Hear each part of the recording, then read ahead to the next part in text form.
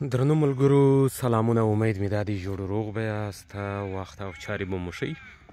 نن مو راولم د استرالیا په ملبورن ښار کې د لیسټرفیلډ په نوم یو پارک ده. دلته په زیاته اندازه باندې کانګروګانې موجودې دي. زه به د دې کانګرو په اړه باندې تاسو ته معلومات درکوم.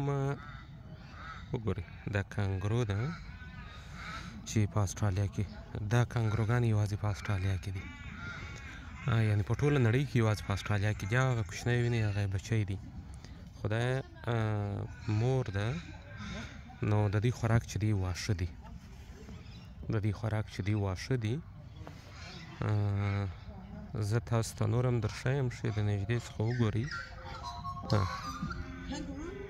مطلب ګورئ د دې لیدل ډېره ګرانه ده، خو دا یو خاصیت هم لري چې ډېر ارامې دي، ډېر ارامې دي. او که کار په ونه لري مطلب څه نه وایي، چاته څه نه وایي، او که دې کار په ودرلودي حمله کوي، حمله در باندې حتماً کوي. خوراک وګوره ماشاءالله څومره ښه خوراک کوي، خپله یې ګورئ څومره ښه خوراک کوي. کانګرو زه ورځم لږ یې ازاروم.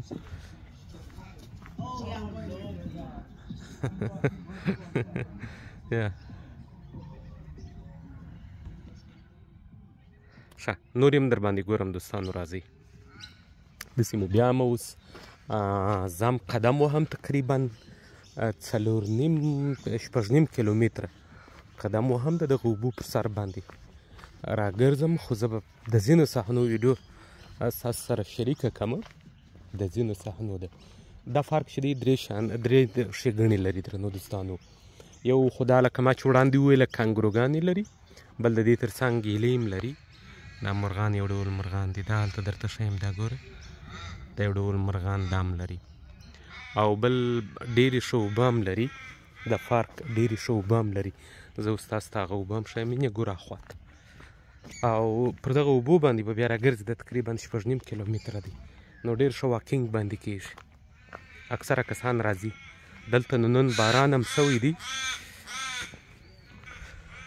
لکه وړاندې مې چې دوستانو وویل دا پارک چې دی ډېر ښه دغه یو ډول مرغان هم دا لري.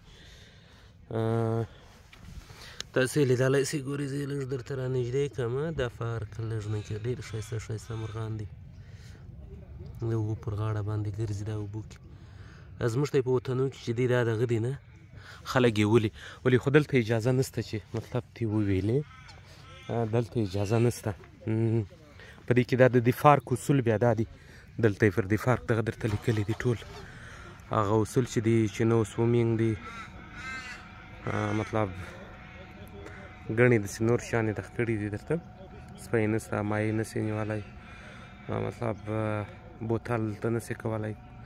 یو ډېر شیان دلته چې دي ګڼ شیان ممنوع دي، خو هغه ځینې وختونه لري. دا ګورئ هغه اوبه ګوره، دغه اوبو سر څخه دوستانو پای اخواته ډېر لرې دي. بیا نو راځه روغ دغه باندې اخواته یو بل دیوال دی، پر همغه باندې داسې به ځې داسې به راګرځې. تقریبا 6.5 کیلومتره مزل دی، 6.5 کیلومتره واکینګ دی. نو دلته چې دی دا نور دغه نور مرغان هم دا دي. دې ته به لږ ازار ورکړم، خو خیر دا یا غیلې هم دي چې وړاندې ما درته وښولې. بل ډول ایلې هم په دې پارک کې سته، هغه د غیلې دي، چې ورته وایي دا د غیلې زموږ تاسو په وطن کې هغه یاغي ایلې ورته وایي، دا یاغي ایلې هم شته. دا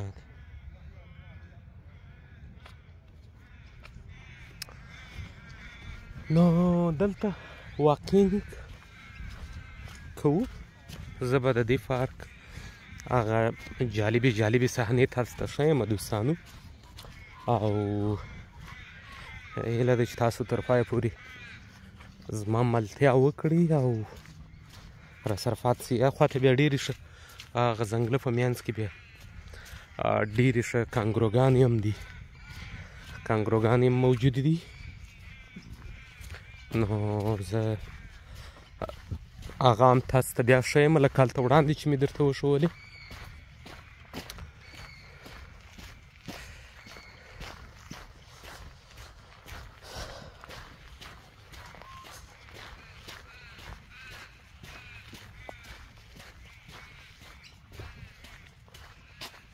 دا بیا چې دې خواته ګورې ټول د ناستې ځایونه هم ډېر ښه ځایونه لري او باربیکي دپاره ځانګړي د ګازو جوړ شوي ځایونه دي. نورې ښه سیټونه لري خو هغه دې طرف ته دي او دا یو اوبه دي دې طرف ته. نن ورځ ډېر ښه ویو هم لري.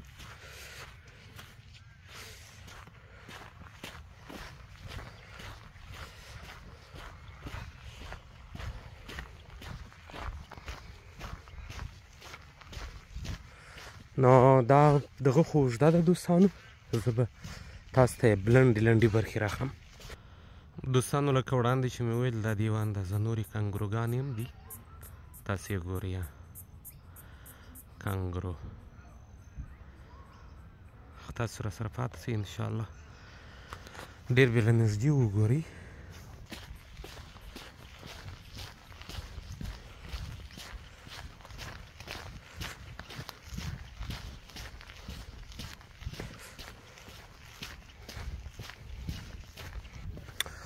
نو درنو دوستانو د دې پارک بله برخه چې دا ده، دا د دې اوبو لپاره بند دی. د دې بند په اړه به هم څه معلومات درته درکړم. درنو دوستانو د افغانستان په څیر بند دی، خو مطلب دا دی چې دا اوبه چې تاسو ګورئ دا د باران دي، دا د باران اوبه دي. په استرالیا کې قانون داسې دی چې څوک د برمې وهلو حق نه لري، یعنې دلته د برمې وهلو حق څوک نه لري.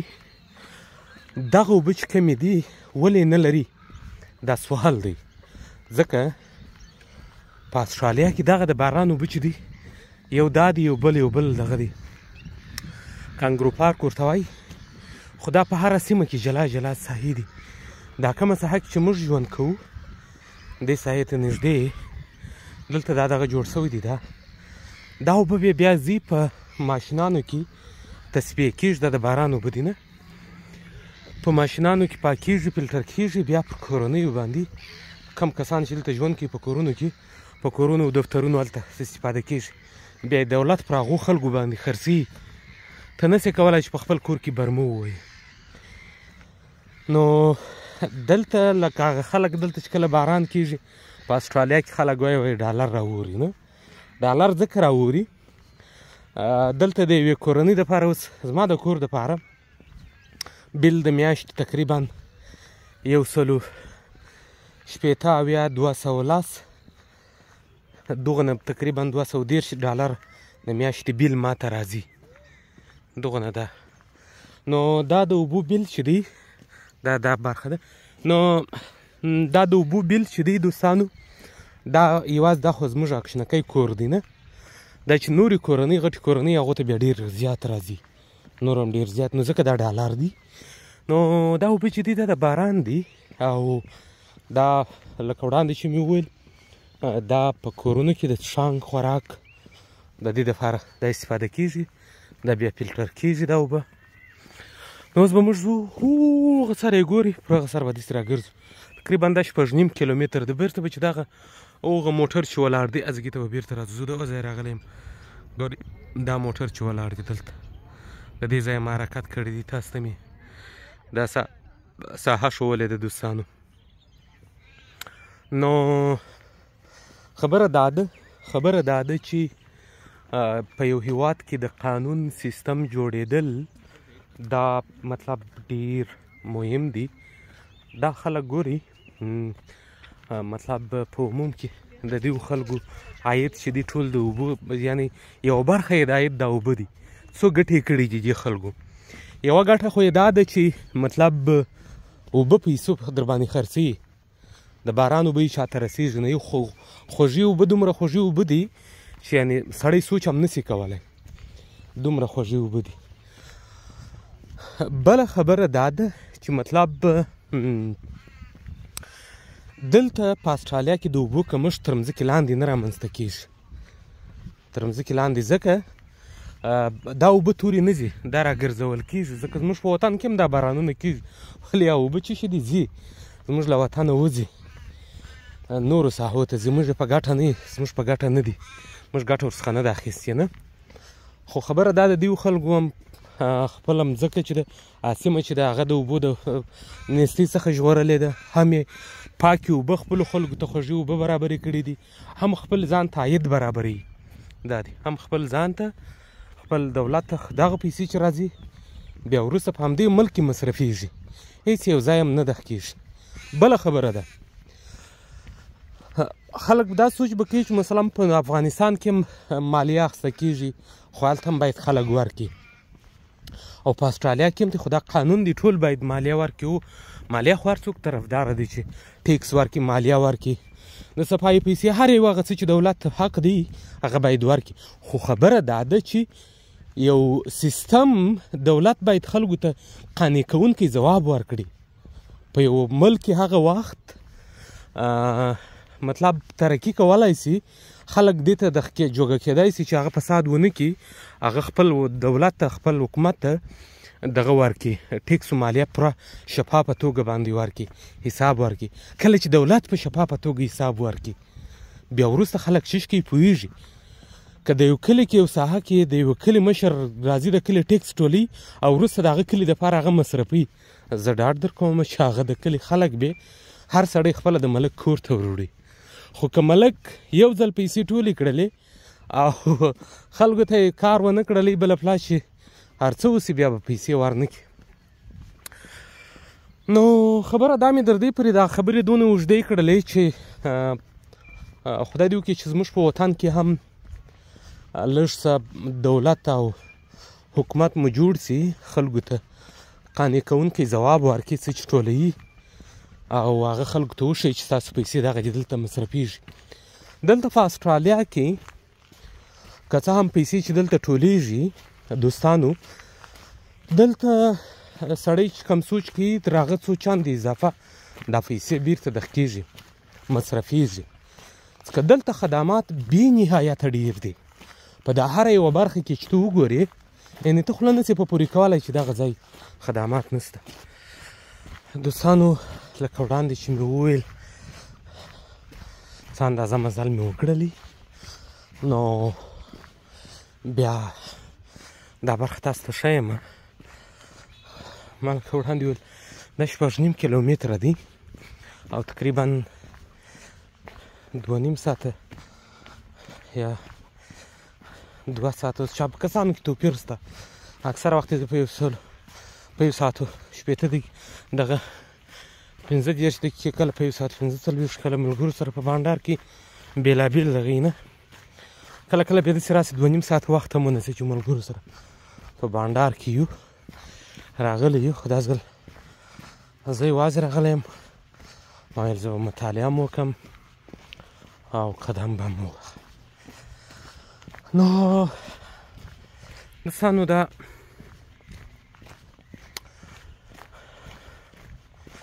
سهار سره تعقیب کړئ.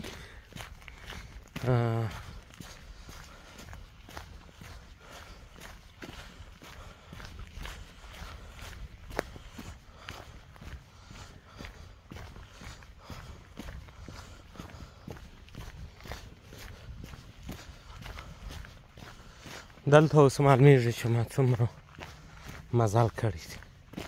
دوستانو دا دی 1 کیلومتر واکینګ ما کړی دی، 1 کیلومتر واکینګ مې کړی دی. نو نور خو پاته دی راته، ما تر اوسه 1 کیلومتر کړی دی. راځئ تاسې مې ملتیا وکړئ دوستانو. زه تقریبا رالم دا تر یوې بلې ساحې راورسېدم، ډېر مزل مې وکړلی. خو خبره دا ده چې دا لاره ډېره اوږده ده، دا چې ویډیو اوږده نه شي زه به دغه اخري دغه تاسو ته وښیم.